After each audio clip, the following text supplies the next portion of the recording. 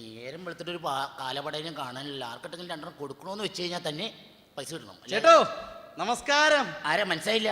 ഞാന് ദേശീയനെറ്റിലെ തമ്മിൽ തല്ല് പരിപാടി വരുവാ. ആരാ എന്നെ തല്ലുന്ന? അയ്യോ ചേട്ടനെ തല്ലുന്നല്ല, പിന്നെ ഞാനൊന്ന് ചേട്ടനെ ഇന്റർവ്യൂ ചെയ്യാൻ വേണ്ടി വന്നതാ. നീ ചെയ്യടാ, നീ ചെയ്തു നോക്ക്. നീ അയ്യോ ഞാൻ പറഞ്ഞത് അഭിമുഖ സംഭാഷണം. ഓ അങ്ങനെയായിരുന്നാ? ചോദിച്ചു. ആകെപ്പെട്ട ചേട്ടന്റെ പേരെന്താന്ന് പറഞ്ഞ? എന്റെ പേരാ സാഗർ ഏലിയാസ് ദാസൻ. സാഗർ ഏലിയാസ് ദാസൻ. ചേട്ടന്റെ പേര് കെ ദാസൻ എന്നല്ലേ ചേട്ടാ? ആ കെ ദാസന്റെ ആയിരുന്നു. കെ ദാസൻ എന്നൊക്കെ വല്ല പഞ്ചായത്ത് മെമ്പർമാർക്കും ഇടാ പേര്. ആ പേര് കേട്ടാ പേടിക്കൂല, അതുകൊണ്ട് ഞാൻ പേര് മാറ്റി. ഓ അപ്പൊ സാഗർ ഏലിയാസ് ദാസൻ. ദാസൻ ചേട്ടൻ ഈ നാട്ടിലൊരു വലിയ ദാതയാണ് എന്നാണ് നാട്ടുകാർ പറയണത്. അത് ശരി. മെയിൻ ആയിട്ട് കൊട്ടേഷൻ ആണ് പരിപാടി. കൊട്ടേഷൻ അല്ല ചേട്ടാ, എന്താ ഈ കൊട്ടേഷൻ എന്ന് പറഞ്ഞാൽ എന്താ മനസ്സിലായില്ല? കൊട്ടേഷൻ എന്ന് പറഞ്ഞാൽ മനസ്സിലായില്ല എനിക്ക്. എടാ ഈ കൊട്ടേഷൻ എന്ന് പറഞ്ഞാ ഞാനും എന്റെ 5-6 പിള്ളേരും കൂടി ആരെങ്കിലും സ്കെച്ച് ഇടും. സ്കെച്ച് ഇടുക അതറിയാൻ പാടില്ല. ഇല്ല. എടാ സ്കെച്ച് ഇടണമെന്ന് പറഞ്ഞാൽ നമ്മൾ ഏതെങ്കിലും കടയിൽ പോയി ഒരു പാക്കറ്റ് സ്കെച്ച് പെൻ മേടിക്കും. എന്നിട്ട് തല്ലാൻ പോണവന്റെ വീടിന്റെ വാതിലുള്ള വേലി, അവിടെ പൂക്കള്, പിന്നെ ഉദയസൂര്യനൊക്കെ വരച്ചു വെക്കും. എന്നിട്ട് നമ്മൾ തല്ലാനായിട്ട് അവന്റെ വീട്ടിലേക്ക് അങ്ങോട്ട് ചെല്ലും. ചെന്നിട്ട് അവിടെ കിടന്ന് മുട്ടൻ അടിയാണ്, അടിച്ച് താഴ്ത്തിടും. അത് ചേട്ടൻ അവനെ അടിച്ച് താഴ്ത്തിടും? ഞാനല്ല, അവരെല്ലാരും കൂടി എന്നെ അടിച്ച് താഴ്ത്തിടും. അങ്ങനെ. അപ്പൊ എന്റെ പിള്ളേരൊക്കെ കൂടി എന്നെ ഒരു വാരിക്കോട്ടെ ചുമന്നിട്ട് ഇങ്ങനെ ഓഹോയ് ഓഹോയ് ഓഹോയ് എന്ന് ആശുപത്രി കൊണ്ടുപോകും. അതാണ് കൊട്ടേഷൻ. ചില സമയത്ത് കയറിൽ കെട്ടി വലിച്ചോണ്ടാ പോണത്. കയറേഷൻ എന്ന് പറയും. അത് കയറേഷൻ. ചിലപ്പോ കട്ടിലയിൽ കെട്ടി വലിച്ചോണ്ട് പോകും. അപ്പൊ അതിന് കട്ടിലേഷൻ എന്ന് പറയും. അങ്ങനെയാണല്ലേ? അങ്ങനെയാണ്. അപ്പൊ ചേട്ടൻ പാരമ്പര്യമായിട്ട് ഇങ്ങനെ കൊട്ടേഷൻ ഫാമിലിയാണോ? ഒരിക്കലും ഇല്ല. പാരമ്പര്യമായിട്ട് എന്ന് പറയുന്നത് എന്റെ അച്ഛൻ എന്ന് പറയുന്ന നാട്ടുകാരുടെ കണ്ണിലുണ്ണിയാണ്. അച്ഛൻ കണ്ണിലുണ്ണിയാണ്. നാട്ടുകാർക്കൊക്കെ എന്റെ അച്ഛന്റെ പേര് പറയുമ്പോ ഇങ്ങനെ രോമ എഴുന്നേച്ച് വെക്കും. അത്രയ്ക്ക് ബഹുമാനം. അത്രയ്ക്ക് ബഹുമാനം. ഈ അടുത്ത വരുന്ന ഇലക്ഷൻ എന്നെ നിർത്താൻ പോകും അച്ഛന്. അത് ശരി. ഇപ്പൊ അച്ഛൻ എന്ത് ചെയ്യണം? അച്ഛനിപ്പോ കിടപ്പില്ല. എന്ത് പറ്റി? നാട്ടുകാർ തല്ലി കാലൊടിച്ചിട്ടേക്ക്. അത് ശരി. അപ്പൊ ചേട്ടാ അമ്മയോ? അമ്മേ എടാ അമ്മ എന്ന് പറഞ്ഞാൽ എന്റെ പൊന്നെന്റെ ദൈവമാണ്. അമ്മേനെ കണ്ടു കഴിഞ്ഞാൽ എനിക്ക് ഭക്തി ബഹുമാനം എല്ലാം വരും. ഞാനപ്പോ മുണ്ട് ഇങ്ങനെ അഴിച്ചിട്ട് നിൽക്കും എന്റെ അമ്മയുടെ മുമ്പിൽ. അത്രയ്ക്ക് ബഹുമാനമാണോ? അത്രയ്ക്ക് ബഹുമാനം എനിക്ക്. അത് ശരി. അമ്മ ഇപ്പൊ എന്ത് ചെയ്യണ ചേട്ടാ? അമ്മ കിടപ്പിലാണ്. എന്ത് പറ്റി? എടാ അത് കഴിഞ്ഞ വർഷേ ഒരു ദിവസം ചോറ് തന്നപ്പോ അതിൽ സാമ്പാറിന് ഇച്ചിരി ഉപ്പ് കൂടി പോയെന്ന് പറഞ്ഞ് അമ്മയുടെ നടുവിട്ട് കാലം മുടക്കാൻ ഒറ്റ അടി അടിച്ചതാ. അന്ന് വീണതാ, പിന്നെ ഇതുവരെ എണീറ്റിട്ടില്ല. അത് ശരി. അപ്പൊ നല്ല ബഹുമാനം. അത്രയ്ക്ക് ബഹുമാനമാണ്. ഇത് ഓൺ വന്നിട്ടാ. ഹലോ എടാ പട്ടി, നിന്നോട് ഞാൻ പറഞ്ഞിട്ടുണ്ടാ വിളിക്കരുതെന്ന്. എടാ എന്തെങ്കിലും ആവശ്യമുണ്ട്, ഞാൻ കുടുംബത്തിലല്ലേടാ വന്നത്. ബ്ലഡി റാസ്കൽ കിടക്കടാ അവിടെ. കട്ടിയടാ ഫോൺ. ആരേട്ടാ? അച്ഛനാണ്. പിന്നെ ഇങ്ങനെയൊക്കെ ആണെങ്കിലും പെണ്ണ് വിഷയത്തിൽ നമ്മൾ ഇടപെടില്ല. പെണ്ണ് വിഷയത്തിൽ ഇടപെടില്ല. അങ്ങനെ ചീത്ത പേരില്ല. ഇല്ല. നമ്മൾ ദാതമാരെന്ന് പറഞ്ഞാൽ പെൺകുട്ടികളുടെ മുഖത്ത് പോലും നോക്കില്ല. സ്ത്രീ വിഷയം നമുക്ക് ഇഷ്ടമല്ല. ഇല്ല. അത് ശരി. ചേട്ടന്റെ ഭാര്യയുടെ പേരെന്താണ്? എത്രാമത്തെ? അല്ല എത്ര? ഒന്നാമത്തെ ആണെങ്കിൽ വിനോദിനി, മറ്റത് സരസു, പിന്നെ കുമ്പളങ്കാരത്ത് വരുത്തിണ്ട്, അവള് ചത്തുപോയി തോന്നണം. ഇപ്പൊ ഉള്ളത് സരസു.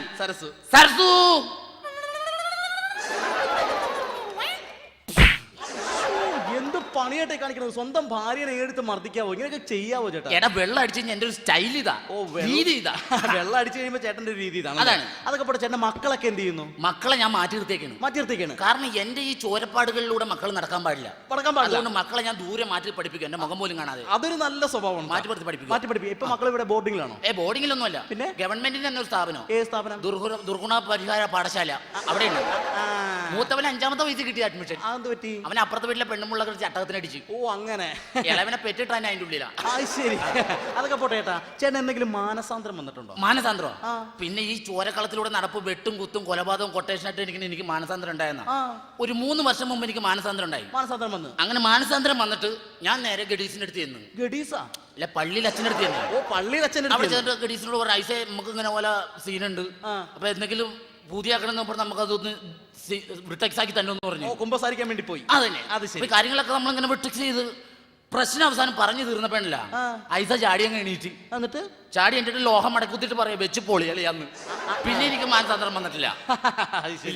അപ്പൊ ചേട്ടൻ ഇതുവരെ അങ്ങനെ വേറെ മാനസാന്തരങ്ങളൊന്നും വന്നിട്ടില്ല. അതൊക്കെ പോട്ടെ. ഈ കഴിഞ്ഞിടെ ചേട്ടൻ ആ ചാക്കോ ചേട്ടന്റെ കൈയും കാലും തല്ലി ഒടിച്ചെന്നൊക്കെ പറഞ്ഞിട്ടില്ല? നമ്മുടെ ഇപ്പഴത്തെ ചാക്കോ ചേട്ടന്റെ കൈ വെട്ടിക്കളയത്. എന്താണ്? അവൻ എന്റെ പെണ്ണുമ്പിള്ളേനോട് അസഭ്യം പറഞ്ഞു. പെണ്ണുമ്പിള്ളയുടെ അസഭ്യം പറഞ്ഞു? എന്റെ ഭാര്യയുടെ അസഭ്യം പറഞ്ഞു കൈ വെട്ടിക്കളഞ്ഞു. അത് വേണം. നിങ്ങളുടെ അടുത്ത് അസഭ്യം പറയുക, അശ്ലീലം പറയുകയൊക്കെ ചെയ്ത് അത്ര മാത്രമേ ചെയ്തോളൂ. ഓക്കെ. എന്താ പറഞ്ഞെന്താണ്? അവൻ എന്റെ പെണ്ണുമ്പിള്ളേനെ കണ്ടോ പറയണ, എടാ എടി നിന്റെ ഭർത്താവിന് പണിയൊന്നും ഇല്ല, അവന് ഞാൻ എന്തെങ്കിലും ജോലി മേടിച്ചു കൊടുക്കാം. അസഭ്യമല്ലേ പറഞ്ഞത്? അതിനാണ് ഞാൻ കൈവിട്ടില്ല. നമ്മളെ കൊണ്ട് പണിയെടുത്ത് തിന്നാൻ പറ്റുമോ? അങ്ങനെ. അപ്പൊ ചേട്ടാ ഇത്രയും കാലത്തിനിടയ്ക്ക് ചേട്ടന് മറക്കാൻ പറ്റാത്ത എന്തെങ്കിലും അനുഭവങ്ങളുണ്ട്? അനുഭവങ്ങൾ മറക്കാൻ പറ്റാത്ത. അതായത് ഞാൻ സൗത്ത് ബസ് സ്റ്റോപ്പിൽ നിൽക്കുകയാണ്. അപ്പൊ ഒരു ഗഡീസ് നമ്മുടെ അടുത്ത് വന്നിട്ട് ചോദിക്കാണ്, ഐസ് സമയം എന്തായിരുന്നു? ചേട്ടന്റെ അടുത്ത്? എന്റെ അടുത്ത്. അവൻ ആളറിയില്ല, ദാതയാണെന്നുള്ള അറിയാൻ മേലല്ല.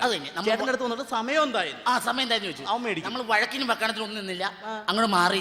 നമ്മുടെ മര്യാദ. അവൻ ആളറിയില്ല. പിള്ളേര് പോട്ടെ. അപ്പൊ അവൻ വീണ്ടും വന്നേക്കണ്. സമയം എന്തായിരുന്നു? പിന്നെയും വന്ന് അവര് കൊടുക്കണ്ടേ? അവന്റെ നാശത്തിനല്ലേ? അവന്റെ നാശത്തിനാണ്. അവിടെ ഞാൻ സംയമനം പാലിച്ചു. ഞാൻ അങ്ങനെ മാറി നിന്ന് പിന്നെ നമ്മുടെ മര്യാദ കാണിച്ചു. മൂന്നാമത് അവന്റെ എന്റെ അടുത്ത് വന്നിട്ട് ചോദിക്കാണ്, ചേട്ടാ സമയം എന്തായിരുന്നു? അതാണ് അവന്റെ അഹങ്കാരം. അപ്പൊ നമ്മുടെ രക്തം തിളച്ചിട്ടുണ്ടല്ലോ, കുനിച്ച് നിർത്തിയിട്ട് നല്ല കൂമ്പിനൊക്കെ ഇടിയാൻ കൊടുത്തിട്ടുണ്ടല്ലോ. മൂക്കിന്നും മയനും ചോര വന്ന് അവിടെ ഇട്ടു. അവിടെ വീണ് ഞാൻ നേരെ വീട്ടിൽ പോയി. വൈകുന്നേരം ഞാൻ വീട്ടിൽ നിന്ന് ഇങ്ങനെ ചായ കുടിച്ചിരിക്കുന്ന സമയത്ത് അവനൊരു 10-15 പേരായിട്ട് വീട്ടിലേക്ക് വന്നേക്കാണ്. പകരം വീട്ടാൻ കണ്ടപ്പോഴേ എനിക്ക് തോന്നി പണി നടക്കുന്നു. ശരി. അരമതിൽ ചാടി അങ്ങ് കടന്ന് അടിയങ്ങ് തുടങ്ങി. പൊരിഞ്ഞടി എന്നിട്ട് അടിച്ചങ്ങ് മുറുക്കി നിൽക്കണം അടി അങ്ങോട്ട്. ശരി. ചേട്ടൻ അവരെ ശരിക്കും അങ്ങ് ഇടിച്ച്? അല്ല, ഞാനല്ല, അവരെല്ലാരും കൂടി എന്നെ അടിച്ച്. അവരെല്ലാരും കൂടി ചേട്ടനെ ഇടിച്ച്. പക്ഷെ വേറെ കാര്യമുണ്ട്, ഈ 10-15 പേര് നിന്ന് അടിച്ചിട്ടുണ്ടല്ലോ, നിന്നിടത്ത് ഞാൻ അനങ്ങിയില്ല. ധൈര്യം കൊണ്ടല്ല, പിന്നെ മതിലെ ചാരി തിരിച്ച് അനങ്ങാൻ പറ്റുമോ? അങ്ങനെയാണ്. വീട്ടിൽ കൊണ്ട് ചോര കുളിച്ച് അങ്ങനെ കിടക്കാണ്. അപ്പൊ രക്തം തിളച്ചേക്കാണ് നമുക്ക് ദേഷ്യം. അപ്പൊ അതിലൊരുത്തൻ ഒറ്റക്ക് എന്റെ അടുത്തോട്ട് ഇങ്ങ് നടന്നു വന്നു. ഒറ്റക്ക് ഇങ്ങ് വന്നു. അവനെന്ന് മേടിക്കും. അവൻ എന്റെ മുഖത്തൊക്കെ ചോദിക്കാണ്, നാണാവൂലേട്ടാ 2ാം ക്ലാസ്സിൽ പഠിക്കുന്ന കൊച്ചിനെ പിടിച്ചതല്ലായിരുന്നു. അപ്പൊ 2ാം ക്ലാസ്സിൽ പഠിക്കുന്ന പിള്ളേരെ എടുത്തു വെച്ച് തല്ലിയതല്ലേ? പിന്നെ 10ൽ പഠിക്കുന്ന പിള്ളേരെ തല്ലി അവരെന്നെ തല്ലൂലേ? സർസു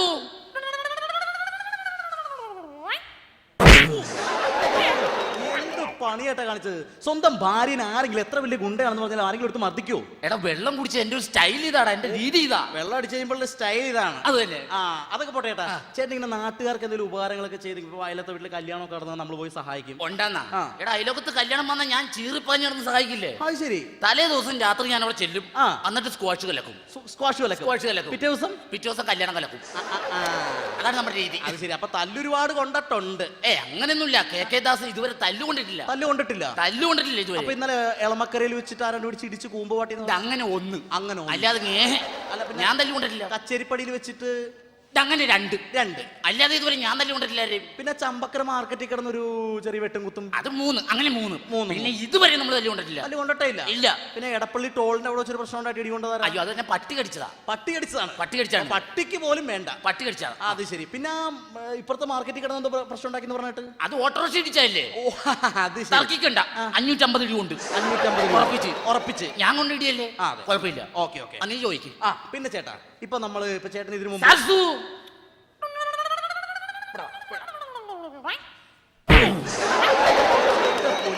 സ്വന്തം ഭാര്യനെ എടുത്ത് ഇങ്ങനെ മർദ്ദിക്കുന്ന ശരിയല്ല. ഞാൻ കാര്യങ്ങൾ പറഞ്ഞേക്കാം. എന്റെ സ്റ്റൈൽ ഇതായി പോയില്ലേ? വെള്ളം അടിച്ചു കഴിഞ്ഞാൽ ചേട്ടന്റെ സ്റ്റൈൽ ഇതാണ്. ഓക്കെ. ആയിക്കോട്ടെ, അതൊക്കെ പോട്ടെ. ചേട്ടൻ ആരെങ്കിലും ഒതുക്കിയിട്ടുണ്ട് ഇതിനു മുമ്പ്? ഒതുക്കിയിട്ടുണ്ടെന്നാ? ചമ്പക്കര ബ്രൂണോനെ ഞാനല്ലേ ഒതുക്കിയത്. അത് ശരി.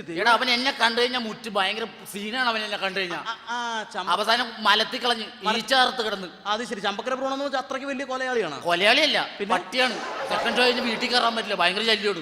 കൊന്നിയാൻ വിഷം കൊടുത്ത്. അത് ശരി. കണ്ട പട്ടീനെയും പൂച്ചനെയൊക്കെ കൊന്നിട്ടാണ് നിൽക്കണത്. ശരിയാ. അതൊക്കെ പോട്ടെ ചേട്ടാ. പിന്നെ ചേട്ടൻ ഈ ദിനചര്യകളൊക്കെ എങ്ങനെയാണ്? ദിനചര്യം അത് ഭയങ്കര കൃത്യനിഷ്ഠത എനിക്ക്. അതെന്താണ്? രാവിലെ എണീറ്റ് കഴിഞ്ഞാൽ ഞാനിങ്ങനെ പിച്ച് നോക്കും. അതെന്തിനാ? ജീവനുണ്ടെന്ന് അറിയണ്ടേ നമുക്ക്?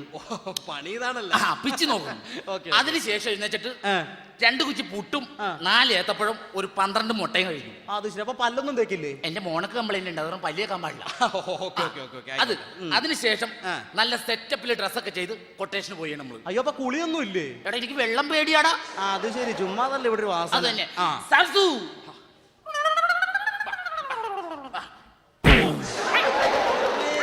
എന്റെ പൊന്നിയേട്ടാ, ഇങ്ങനെ ഭാര്യമാരെ മർദ്ദിക്കണത് ശരിയല്ലട്ടാ. എടാ, എന്റെ സ്റ്റൈൽ ഇതല്ലേ?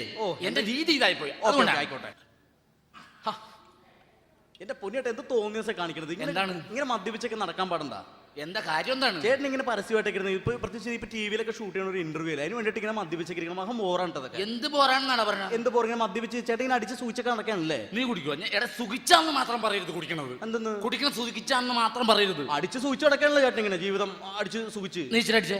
ഞാൻ കഴിക്കാറില്ല. നീ ഇച്ചിരി അടിച്ചടാ. നമ്മൾ കഴിക്കൂല. ഒരു കവള അടിക്കുന്ന നമ്മളങ്ങനെ ഒരു കവള അടിക്കടാ. നമ്മുടെ ഡ്യൂട്ടി ഇടയ്ക്ക് അങ്ങനെ ചെയ്യാൻ അടിക്കടാ. ഒരു കവള് നമ്മള് അങ്ങനെ അടി. ഒരു കവള അടി കാണട്ടെ. തൊണ്ട കാറിപ്പോലെ. തൊണ്ട കാറിപ്പോളൂ. അപ്പൊ നീ എന്നാ പറഞ്ഞാ സുഖിച്ചാ കുടിക്കണെന്ന്? ഇതിന്റെ ഒരു കവള് കുടിച്ചപ്പോ നിന്റെ തൊണ്ട കാറിപ്പോയി. ഇത് ഡെയിലി 3 കുപ്പി കുടിക്കണ എന്റെ എവിടെയൊക്കെ കാറിപ്പോണെന്ന് എനിക്കറിയാമോ? അതുകൊണ്ട് സുഖിച്ചെന്ന് മാത്രം പറയരുത് കുടിക്കണത്. മനസ്സിലായ? അത് ശരി. ചെറുതും കൂടെ അടിക്കണം. എനിക്ക് വേണ്ട ചേട്ടാ. ചെറുതും കൂടെ അടിയടാ. നാട്ടുകാർക്ക് ടി വി ഒക്കെ നീ അടിയടാ. ക്യാമറ ഒക്കെ അവിടെ ഇരിക്കട്ടെ. നീ അടി. ഇപ്പൊ ഇങ്ങനെ നീ ആവശ്യത്തിന് അടി. അങ്ങനെയല്ല. എടാ, അടിയടാ. ആവശ്യത്തിന് അടി. അടിയോളൂ. മുതുക്കരി. ഇപ്പൊ എങ്ങനെയാ സർസു?